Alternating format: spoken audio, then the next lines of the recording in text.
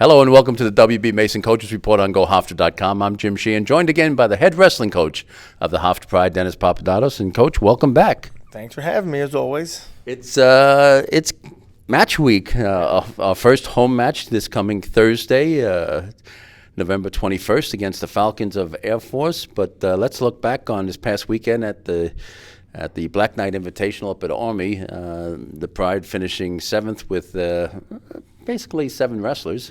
But still a good 7th place finish, and three wrestlers placing, led by Ricky Stam finishing second. Your assessment of the tournament? We had 7 guys, like you said, a skeleton crew, but only 4 starters, and actually 5 weights not represented. And if you don't put someone at a weight, they can't score points. So, like at 49, we had 2 guys, but only 1 guy scores points, which was Reese. But so really, we had 5 empty weights, right? With 7 guys, and like I said, 4 guys that are deemed to be starters. So it was pretty productive.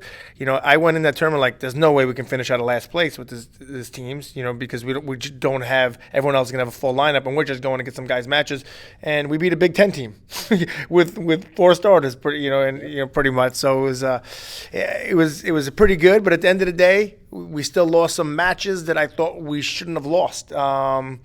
But again, it was progress, and we're getting better. I thought Ricky could win. I thought Reese could win and not suffer the 2 losses he did. Same thing with I don't think there's a match that Zach lost that he's incapable of winning on that same weekend. So and we'll get through those things, and we'll get better from them. Ricky Stam 8-2 on the season, wrestling really well to start the season again. Your impressions of his season? He looked the best he did this weekend. Like you said, he's 9-2 if you count the unrostered kid, which he wrestled the match. His 2 losses are to the kids ranked 4th in the country and 11th in the country. And the kid ranked 11th, if we didn't give up that weird set of backs, which was the right, legit, they were there. I'm kind of grumpy. So about 4 seconds of not doing things right, costing the whole match, came back. He wins that match, and Ricky's would be ranked probably top 15 right now, as opposed to being, I think he's 23 by Flow and I don't know, like 30 something by the other 2 rankings. But he'd probably be in the top 15 if he won that match. But he's learned. He believes a little more. So, I think he's got more mental positives out of the loss than negatives. Reese Heller, we talk about him every week. He's now 11-3 on the season, and a really bright spot. Really, we knew he was good coming in, but did you expect him to be this good? I don't know. Yes or no.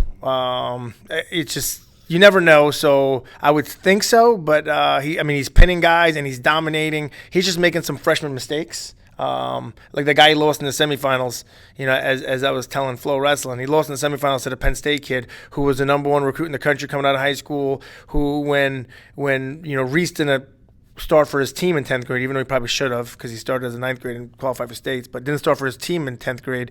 This kid won Cadet Worlds twice. So in 10th grade when and he's a redshirt sophomore, Reese is a true freshman, he's wrestling kids now and he's competing with them in the match to win, where that kid was worrying about beating Russians and Iranians in the World Finals. We were trying to start for our high school team, and to close that gap, so he's closing the gap. So that's a positive, for sure. He's wrestling well. We plan to keep him on that trajectory.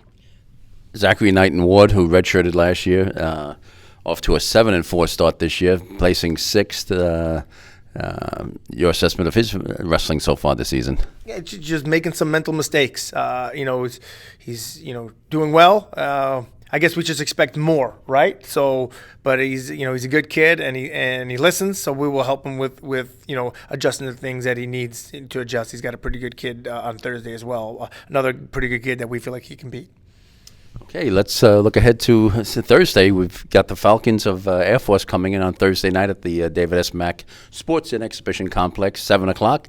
Admission is free, so everybody come on out for that. The Falcons opened their dual meet season last Saturday against Wyoming, losing 21-12. They've got 4 ranked wrestlers, and they're a pretty tough team. They definitely are. Wyoming's another good team. I think at the time Wyoming was ranked top 15. They can wrestle. It's a Big 12 opponent with a roster of probably 60,000. I don't even know what they got on their team. They got like 8 lineups. Coming here, they got a tournament on Saturday. I believe they're going to the Navy Classic after us. Good guy, good coach, coach very well, and they're going to come ready to scrap. But I think they're going to meet up with a team that's ready to scrap as well. Who, we're coming to do what we're supposed to do this year. It doesn't matter who the opponent is. Get there, support. The people need you. The kids need you in the stands and the fans. So we're excited about wrestling against them and taking some of these good wins that that everyone needs. Okay, well, good luck against the Falcons on Thursday night, and after that, it's a week off before we head to Las Vegas for another big tournament.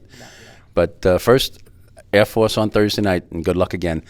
And thank you for watching the WB Mason Coaches Report on GoHofstra.com.